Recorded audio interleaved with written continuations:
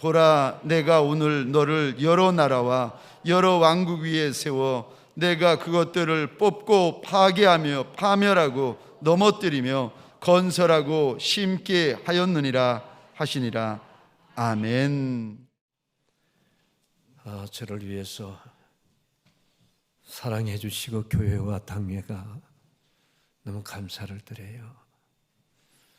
그리고 이 예배를 위해서 찬양대가 시간마다 서서 이 집회를 돕게 하시고 반주자, 또 대표 기도, 또 식사로 섬기는 분들, 또 우리 교육자들과 중창단이 나와서 찬양을 이끌어 주시는 분들, 하나님께서 일일이 기억하실 것을 믿습니다. 어떤 분이 그래요. 목사님, 다시 태어난다면 뭐 할 거예요? 그래. 왜 물어? 나는 다시 태어나도 목사가 될 거예요. 그랬어요. 다시 태어나도 나는 목사를 할 거야. 왜 그와 같은 말을 하지요? 목회자의 최고의 행복과 최고의 기쁨은 내 목회 생활 속에서 사람이 변화가 되어서 달라져서 그들의 인생이 살아가는 모습을 지켜보면서 참 감사하다. 여러분들이 그 달라진 모습 너무너무 아름다워. 그와 같은 여러분의 생각을 가질 때에 어떻게 여러분의 상상이 되시나요? 상상이 안 돼요. 부모가 여러분의 자식을 낳아서 그 자식을 키워서 그 자식들이 잘 자라갈 때에 부모의 마음은 여러분 그것만큼 기쁘고 행복한 거 없어요. 야, 아무리 봐도 네가 내 자식이지만은 너 너무 멋있다. 너무 멋있어. 다 여러분 그런 것은 아니잖아요. 목사님이 왜 찬양을 했는가? 마지막 7시간까지 섬기며 그 다음에는 우리 목사님께서 나오셔서 말씀하실 것 같아요. 그 점을 이해하시고 찬양 하나 부르게 해주십니다. 복음성가. 우리 찬양 리더자 나와서 한번 찬양 불러주세요.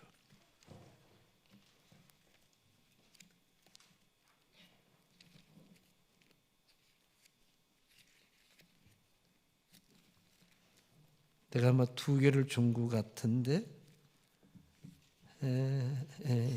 당신은 하나님의 사람. 당신은 하나님의 사람.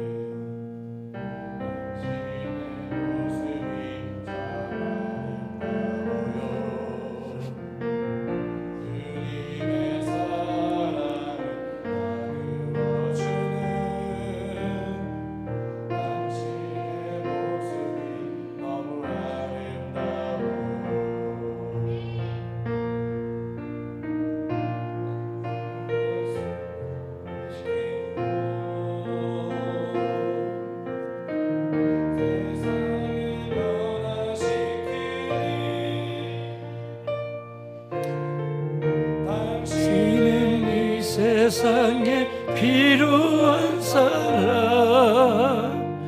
하나님이 좋아하는 사람, 당신 때문에 어두운 세상이 으로 가득 차지요. 당신 때문에 하나님께서 영광 받으시지요. 말씀에 믿음에 순종하며 살아가는 내 믿음이 참 아름다워요. 이미 맡긴 나면 감당 잘하는 당신의 모습이 아름다워요.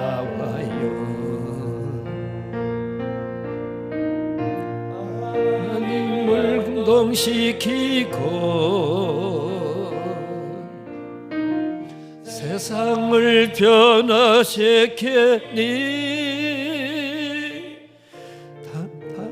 당신은 이 세상에 필요한 사람,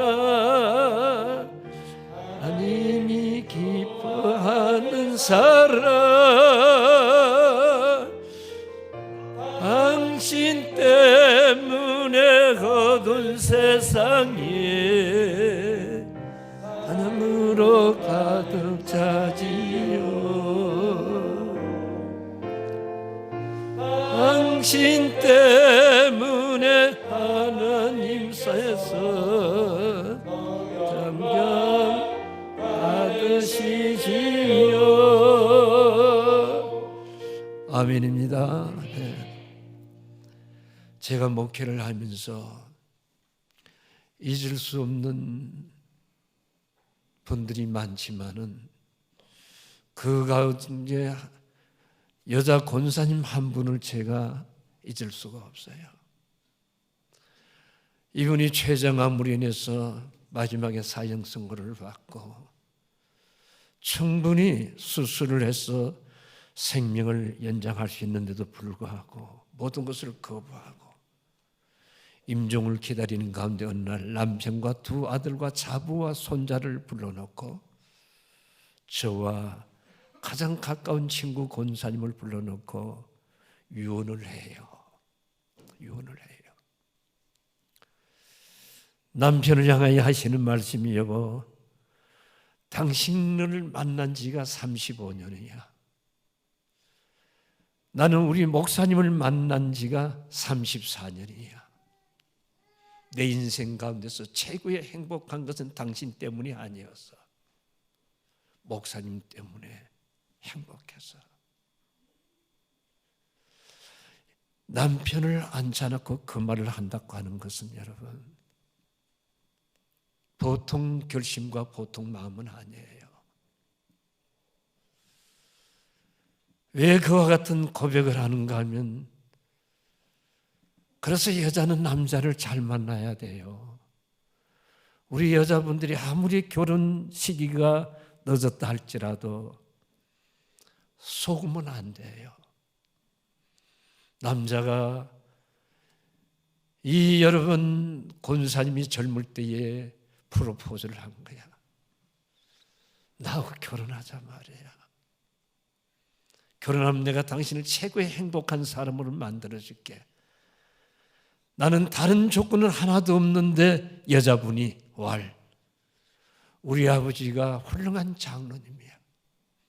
나는 당신을 훌륭한 장로님으로 세우고 싶어.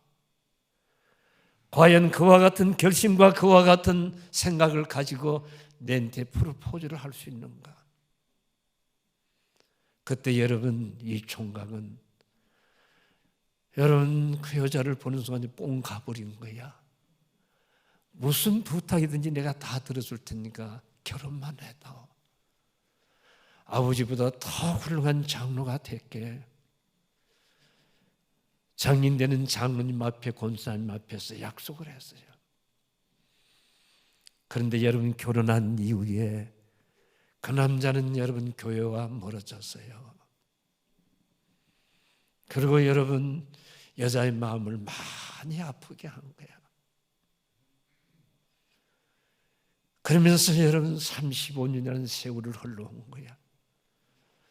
그런 가운데서 저를 만나서 34년 저희 교회에 등록해서 열심히 교회를 섬기셨어요.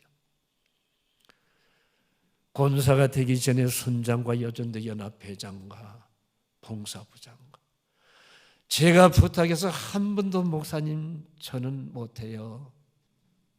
너무 바빠요. 그 말 한 적이 없어요. 제가 해외를 가든지 때로는 어떤 어려운 문제가 있으면 부탁을 하면 어떡합니까? 한 번도 놓으라고 하는 말이 없었어요. 목사님 해보겠습니다. 열심히 할게요. 주보에서 외국을 나가는 여러분, 가는 국가가 주보에 나갈 거 아니겠어요? 그러면 보험을 다 드러나요. 해외를 제가 많이 다녀요. 1년에 한 번 순회 신방을 해요. 저는 사람을 키우는 하나님의 은사를 주셨어요. 양산에서 여러분 5년간 민방위 강사를 하고 경상남도에서 안보 교육을 담당을 했어요. 양산에 여러분 15개 읍면을 다니면서 교육을 했어요. 그 가운데서 느끼는 것이 무엇인가? 사람을 세워야 되겠구나. 사람을 키워야 되겠구나. 수많은 사람이 있지만은 참으로 이 시대에 필요한 인재가 얼마나 있을까? 그러면서 학교에, 교회에 자녀들 가운데서 의식이 다르고 생각이 깊은 아이들을 골라서 장학금을 줘서 유학을 보내요. 그러면서 제가 1년에 한 번씩 그 유학 간 아이들 신방을 하는 거야. 가서 축복 기도를 해주고 그들이 얘기를 듣고, 그러면서 그 아이들이 지금 벌써 졸업해서 하나 본사에도 근무하고 현대 본사도 근무하고 여러 가지 많은 아이들이 지금 자라고 있어요. 교회의 여러분 비전은 무엇인가? 사람을 키워야 돼. 교회 재정을 두었다가 못하시는가요? 교회 사람 하나만 잘 키우면 이 교회는 자연적으로 부흥되게 돼 있는 거예요. 그렇잖아요. 근데 오늘날 교회가 사람을 키우는 데에 눈이 열리지 않았어요. 의사를 만들어서 외국에다가 병원을 만들고 말이에요. 인도에다가 학교를 세우고 만평의 땅에다가 인도의 복음화를 위해서 10억 가까이 투자를 해서 만평 땅을 사서 학교를 짓고 초등학교, 중학교, 고등학교를 이 코로나 가운데서도 하고 있는 거예요. 예수님께서 이 땅에 오셔서 한 일이 무엇인 줄 아시나요? 12제자를 선택해서 사람을 키웠어요. 주님의 사역을 전부 다 12사람한테 위임하고 갔어요. 그 12사람을 통해서 세계에 복음화된 거 기억하시나요? 교회의 꿈이 뭔가? 사람을 키워야 돼. 우리는 현 시대를 바라보고 참 지도자가 없다는 것을 공감을 하면서도 교회가 거기에 대해서 눈을 감고 있다고 하는 거 너무너무 가슴이 아파. 사랑하는 여러분들이요, 내 자식이 아니더라도 권사님이 자녀되고 집사가 자녀가 되도록 저는 바로 키우면 사람 되겠구나. 그런 아이들을 키우세요. 그것이 바로 훗날에 하나님의 나라를 위한 것이고 성교고 시대를 향한 일들이에요. 자기 자식만이 키울 생각하지 말고 말이에요. 남의 자녀라도. 저는 여러분 자녀가 없어요. 그러므로 인해서 제가 사역하는 게 얼마나 행복한지 몰라요. 때는 친구들이 물어요. 목사님 자녀들은 결혼 다 시켰어? 그럼 다 시켰지. 여태 있나? 물론 여러분 그 질문을 받을 때 사실은 마음이 힘들 때도 있어요. 그러나 우리 교회에 중고등부 아이들이 다 내 자녀야. 그들한테 다 마음이 가는 거야. 제가 국제학교를 하면서 느낀 것이 뭔가 교육이라고 하는 것은 티칭만 해서 되는 것이 아니라 그 아이들과 같이 고3 아이들은 1년간 내 방에서 같이 잠을 자고 같이 생활하는 인성교육이야. 이 아이들이 여러분 변화가 되는데 집에 가서 저가 설거지하고 양말 빨고 손애들이 엄마 아빠가 없으면 뭐 하는 거야? 청소하는 거야. 연락이 와요. 교장 선생님 왜요? 우리 아이가 달라졌어요. 어떻게 달라졌는데? 지 스스로가 청소하고 양말 빨고 때로는 밥도 하고 라면도 끓여 먹고. 여러분, 이게 교육이구나. 가르치는 것만이 교육이 아니라 같이 먹고 같이 자면서 같이 생활하면서 누구를 통하여? 저를 통하여 그들이 보고 듣고 행동, 영향력을 받는 거야. 그게 교육이더라는 거야. 왜 오늘날 교회 안에 변화가 없고 인재가 태어나지 않는가? 담임 목사가 꿈이 있고 비전이 있으면요, 이 강단인 비전의 설교가 선포되어야 돼요. 그 설교를 듣는 가운데 아이들이 꿈을 가지는 거예요. 비전을 가지는 거예요. 여러분, 저는 초등학교에서 중학교 입학할 때 시험에 떨어졌어요. 중학교에서 고등학교 시험 떨어졌어요. 대학교에는 원서만 내놓고 시험 현장에도 가보지 못하고 4번 여러분 원서를 냈던 그런 날들이 있었어요. 그런데 운전면허 시험 쳐가지고 7번 떨어졌어요. 그럼 우리 아이들이 막 웃어가지고 저것끼리 우리 교장 목사님께서 시험 7번 떨어졌다. 야, 그래도 우리 목사님만 지금 목회 잘하는 사람이 어딨나? 예수만 잘 믿으면 돼. 누가 얘기합니까? 저끼리 얘기하는 거야. 그게 바로 아이들한테 꿈을 가지는 거야. 비전을 가지는 거야. 오늘 본문 말씀에 나를 향한 하나님의 계획. 여러분들을 향한 하나님의 계획을 여러분들이 아신다고 한다면 어떤 문제든지 어떤 환경 가운데서도 하나님이 나를 향한 계획이 있구나. 참을 수 있고 인내할 수 있고 기다릴 수가 있으나 하나님이 나를 향한 계획을 모르기 때문에 실족하고 교회를 뛰쳐나가고 직장에서도 인내하면서 그거 아닐까요? 확실한 비전과 여러분 거기에 대한 어떤 꿈이 확실하다고 한다면 어떤 문제 앞에서 절망하지 않는 거야. 왜? 하나님이 내게 주신 꿈이 있어. 비전이 있어. 너네들이 밟을 때 밟아봐. 나는 결단코 다시 일어나. 여러분, 그게 저의 인생의 삶이었어요. 여러분, 목회 잘하는 사람이 왕따를 당해요. 목사님 그렇죠? 목회할 줄 모르는 사람들이 지가 왕이야. 공부 잘하는 학생들이 왕따를 당해요. 교회도 예수 잘 믿고 헌신 봉사 잘하는 사람들이 왕따 당해요. 야, 니만 그렇게 하나? 야, 너 너무 앞서가는 거 아니야? 너 어느 교회에서 왔어? 이 교회는 그런 사람이 없지만은 우리 교회는 그런 사람이 있더라고요. 교회를 잘 섬겨도 왕따를 당하는구나. 목회를 잘해도 왕따를 당하는, 노예에서 왕따를 시키고. 그래도 좋아.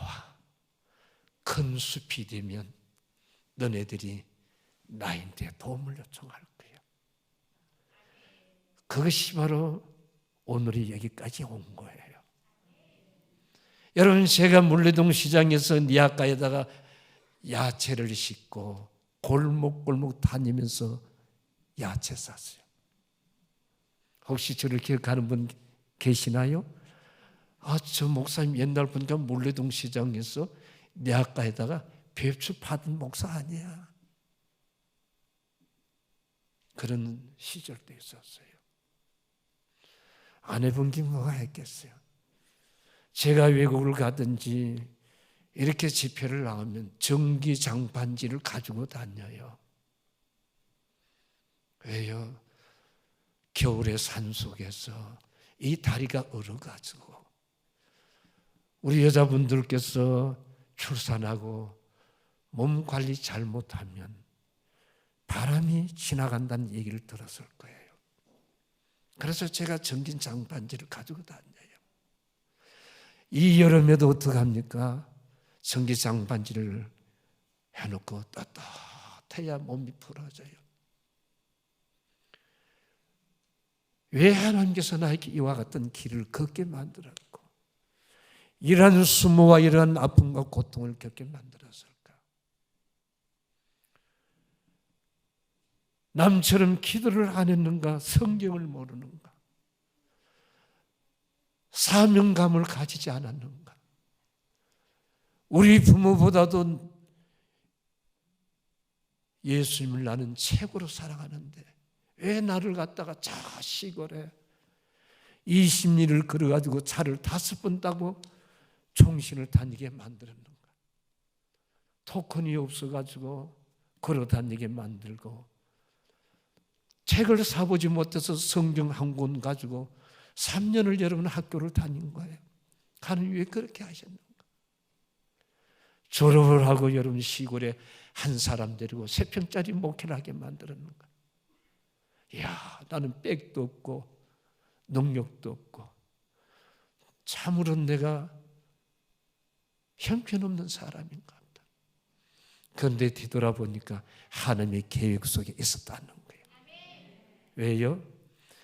교회는 수많은 환자들이 모여요. 베데스다의 연못에는 여러분 수많은 환자들이 모였어요. 그곳에는 여러분 무엇을 바라보고 모입니까? 물이 동할 때 먼저 들어가는 자가 고침을 받는 그 꿈과 비전이었어요. 베데스다의 연못이 여러분 자비의 집인가요? 은혜로운 곳이 아니에요. 이 교회가 자비의 집이고 은혜로운 곳이 아니에요. 이것은 환자들이 모였어요. 그러기 때문에 시기가 있는 것이고 질투가 있는 것이고 그런데도 교회를 떠나지 못한 이유가 무엇인가? 예수님 때문인 줄로 믿습니다. 예수만 만나면 돼.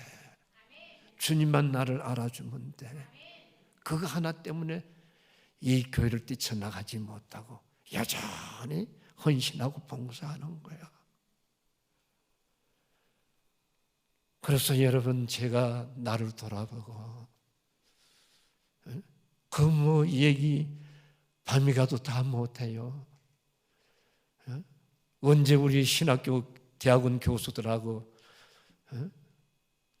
유럽을 종교개혁을 가면서 10시부터 새벽 3시까지 제가 강사가 돼서 강의를 했더니 이분들이 눈이 열리는 거야. 귀가 열리는 거예요. 목사님, 그런 하나님이 지금도 계시는가요? 그 말을 듣는 건 제가 가슴이 무너져. 예수도 만나지 못하고 아이들을 가르치는 그 교수들, 그 속에서 배우는 학생들이 변화가 일어나겠어요? 듣는 것을 가지고 전하는 거고, 네가 보고 들은 것을 전하라고 얘기했어요. 네가 만난 그 예수를 전하라고 얘기했어요. 그래서 하나님께서 왜 그 과정을 거쳤는가? 교회는 별 사람들이 다 모여. 명예 있는 사람, 교수, 의사, 또는 농사 짓는 사람, 바다 나가서 고기 잡는 사람, 그런 분들인데 바로 너 메시지가, 너 설교가 위로가 될 거야. 그래서 내가 너를 그런 것을 다 거치게 만들었다는 거예요. 그러니까 여러분, 누굴 만나든지 대화가 되고 소통이 되고, 실패하는 사람이 실패하는 사람대로, 예수 믿는다고 쫓겨나온 청년들은 쫓겨나온 청년들인데, 사업에 실패한 사람은 실패한 대로 다 저를 만나면 이분들이 생각이 달라서, 목사님 맞습니다. 맞습니다. 그래서 그 과정을 거친 거예요.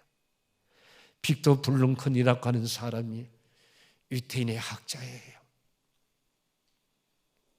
여러분, 가스 속에 들어가서 가스 속에 죽는데 이분이 하나님이 나를 향한 계획이라는 책을 썼어요. 그 책의 내용에 보면 간단해요. 유치장에 들어가는 순간에 자기 이름 석자를 지워버리는 거야. 자기 과거의 의사, 학자 모든 것을 다 지워야 된다는 거야. 왜요? 어느 날 눈보라가 치는 추운 겨울 영하 40도 되는데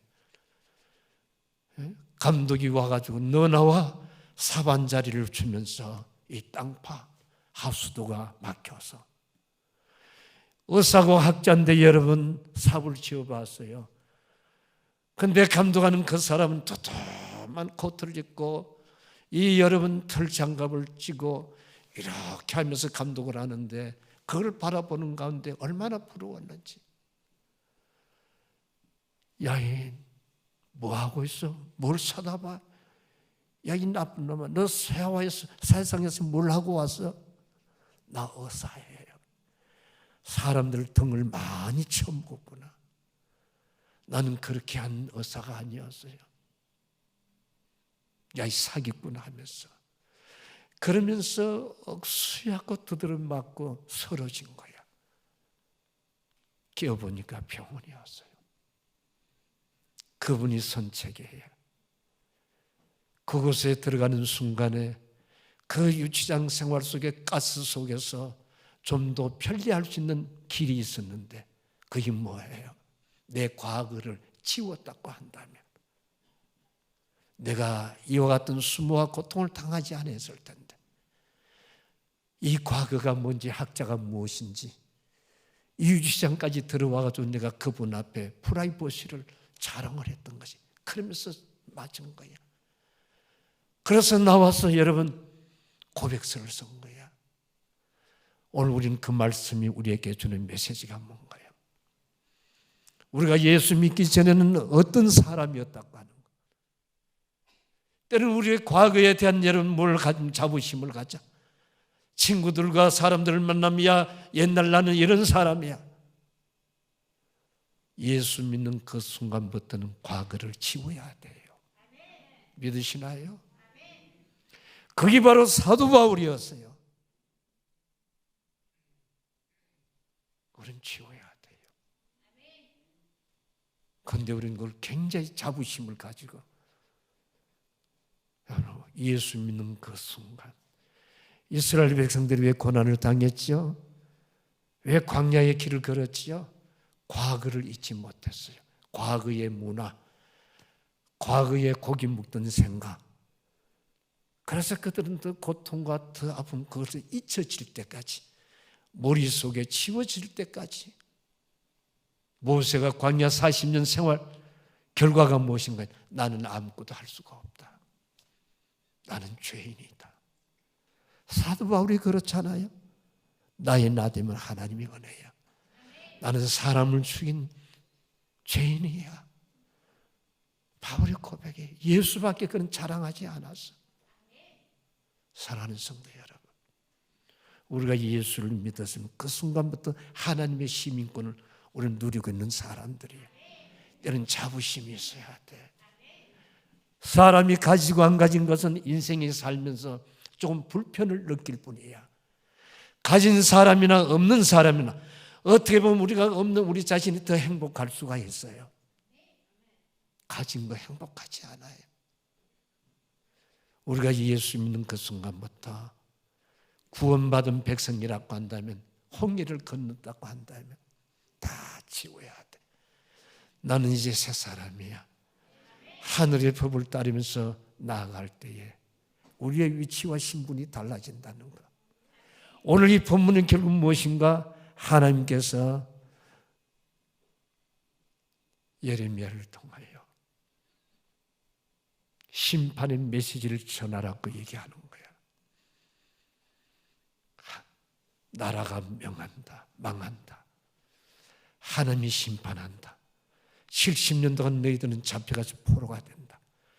그들이 비참한 사건을 선지자가 보는 가운데서 하나님의 말씀을 받았는데 참으로 그들 앞에 전할 수가 없는 거야. 왜요? 그들이 당할, 민족이 당할 그 아픔과 고통을 생각하니까 도저히 전할 수가 없는 거예요. 그래서 그가 하나님 앞에, 하나님, 나는 어린아이입니다. 나는 전할 수가 없습니다. 내가 어떻게 그것을 전할 수가 있습니까? 하나님 뭐라 했겠는가요? 네가 아이라고 하지 말라. 내가 너를 이 시대에 석연 너를 일찍부터 선택했느니라. 그럴 뭐라 하는 그런 하나님, 꼭 이와 같은 고통을 겪어야 됩니까? 다른 방법은 없나요? 하나님께서 오늘 10절 말씀에 그들을 뽑아가지고 다시 내가 심는다며 파괴시키고, 그게 바로 우리가 예수 믿고 살아가는 과정 속에서 실패와 좌절과 힘든 역경, 그 과정이에요. 왜요? 그 과정을 거치지 않으면 귀한 것을 몰라. 천국에 대한 걸 몰라. 그 과정을 거치지 않으면 세상에 대해서 미련을 두고 뿌리를 내리는 거예요. 그래서 때로는 실패를 주는 것이고 질병과 고통이 있는 것이고 나를 나되게 세우기 위하여 하나의 과정이라고 하는 거 아시나요? 지나고 보니까 하나님께서 이 못난 거, 쓸모없는 돌을 갖다가 선택해가지고 깎아가지고 하나님께서 얼마나 고생하셨는가. 그냥 제가 여러분들 보기에 참 우리 목사님 성자 같아, 시골 아저씨 같아, 아버지 같아. 그렇지 않아요. 언제 예수 믿고 그야말로 쓸모없는 돌멩이가 다듬어지고 피투성이가 되고 살을 잘라내는, 그래서 만든 하나님의 작품이에요. 믿으시나요? 나를 향한 하나님의 계획. 그러면서 뭐랄까, 하나님 다른 방법은 없는가요? 자식들이 말을 안 들을 때에 아빠는 어떡합니까? 이놈의 새끼는 죽어. 엄마는 아빠의 성격을 알아. 애들을 불러놓고, 야, 너 아버지 성격 알지? 너 아버지 매 들면 죽어 너. 빨리 아빠한테 사과해. 용서를 빌어. 그래도 애들이 말을 안 들어. 어느 날 아빠가 매를 쥐어요. 너 이리 와. 엄마는 아빠의 마음을 아니까 안달이 나요. 야, 맞기 전에 빨리 아빠한테 용서를 빌어. 그러면 맞지 않잖아. 엄마는 속이 타들어. 왜? 아빠의 성격을 너무나 잘 아니까. 올바로 하나님의 종이 하나님의 마음을 알기 때문에 저들을 향하여 진노한다고 한다면 무슨 하나님의 징벌이 임하는 사건을 알고 하나님이 꼭 그 방법을 써야 됩니까? 하나님께서 네가 모르는구나. 그들을 내가 없애는 것이 아니고 뽑아서 다시 심어서 다시 내가 그들을 세우느니라. 그래도 마음에 놓이지 않는 거야. 너 나 따라와. 데리고 들어갑니까? 토기장 집으로, 18장이면 토기장 집으로 들어가는 거야. 네가 뭐가 보이니? 토기장이 진흙을 이겨서 굽는 것을 봅니다. 그래서 그것은 무엇을 발견하는가? 만드는데 제대로 안 되니까 깨뜨려 버리고 다시 만듭니다. 그렇지? 그게 바로 내 마음이야. 내 마음이야. 여러분들 향한 하나님의 기회. 실패했나요? 고통을 당하고 사기를 당했나요? 높은 데서 갑자기 떨어졌나요? 그것은 하나님의 계획이 있었어요. 그 방법을 서지 않냐고는 여러분들의 고정관념 부서지지 않아. 자기 자신을 내려놓지 않아. 모든 것을 다 내려놓고 주여 뜻대로 하시옵소서. 다시 주님은 다듬기 시작하는 거예요. 이해가 되시나요? 나를 향한 계획. 지나고 보니까 하나님의 계획이 있었더라고 하는 거예요. 우리 가정을, 예수 안 믿는 사람들, 나 같은 사람 만나서 나의 얘기를 들음으로 인해서 그들이 예수가 계시는구나. 그러면서 어떻게 하면 복음의 정인이 되는 거예요. 사람은 누구에게나 가시가 있는 거야. 죄를 지어서 있는 것이 아니에요. 그것이 너에게 유익을 위하여. 그렇죠. 네가 자만해가지고 네 잘났다 하는 거야. 그것 때문에 우는 것이고, 그것 때문에 낮아지는 것이고, 그것 때문에 어떻게 합니까? 자기를 하는 거야. 그래서 겸손해지는 거예요. 사랑하는 성도 여러분, 우리가 어떤 문제든지 실수라고 생각하지 말고 하나님 나를 더 크게 서기 위하여 다듬는구나. 마지막 결론 마치고 설교 마치려고 해요. 영국에 큰 시장이 열렸어요. 온갖 물건들이 다 쏟아져 나온 거야. 그 상태에 수 없는 사람들이 자기가 필요한 것을 사기 위하여 모여들었어요. 저 끝에 보니까 바이올린 하나가 녹슬어가지고 한쪽 키티가 떨어졌어요. 아무도 사람들이 와서 살 생각을 하지 않는 거예요. 몇 불? 5불이야. 5불. 근데 사람들이 와서 구경도 안 하는 거야. 한쪽 키티가 떨어져 나갔고 녹이 슬었고 금이 슬어 있어. 사람들이 왔다가 그냥 다 가버리는 거야. 갑자기 머리가 하얀 노인이 등장하는 거예요. 그 바이올린을 손에다가 안고 여러분 치기 시작하는 거예요. 수많은 여러분 사람들이 장터에 왔다가 어디에 여러분 얼굴을 돌리는가요? 소리가 나는 그쪽을 향해 돌리기 시작합니다. 얼마나 사람들의 심금을 울리는 거예요. 그 바이올린에서 소리가 나는데 기가 막히는 거야. 근데 그 바이올린이 얼마에 팔린 줄 아세요? 5불이 변하여 5만 불이 된 거야. 제가 왜 이 말을 하는 거야? 그 바이올린이 누구의 손에 잡혔느냐 따라서 달라졌다는 거예요.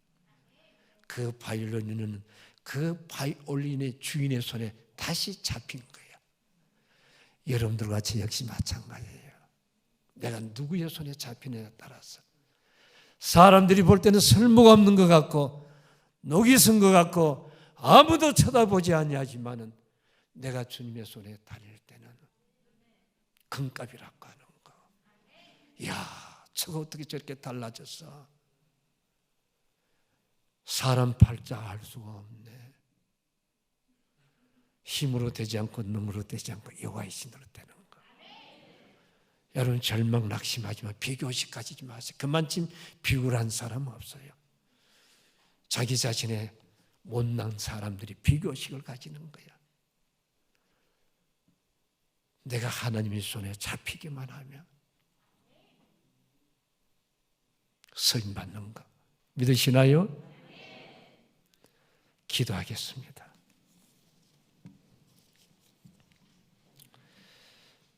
사랑이 많으신 주님, 부족하고 미련하고 둔하고 주님이 나를 선택해 주지 않았더라고 한다면 이 부족한 중에 지금 세상에서 무엇을 하고 있을 것인가?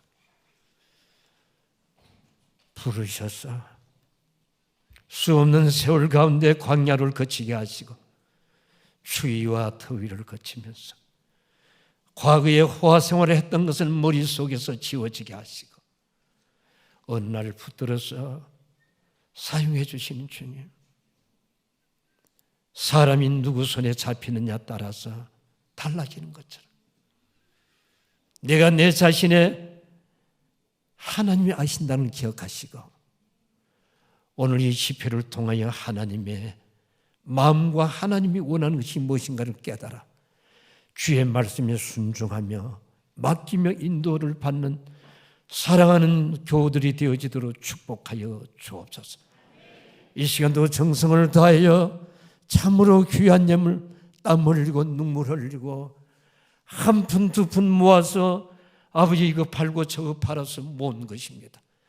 마지막 시간에 주님 앞에 올려진 이 예물 주의 손에 드립니다.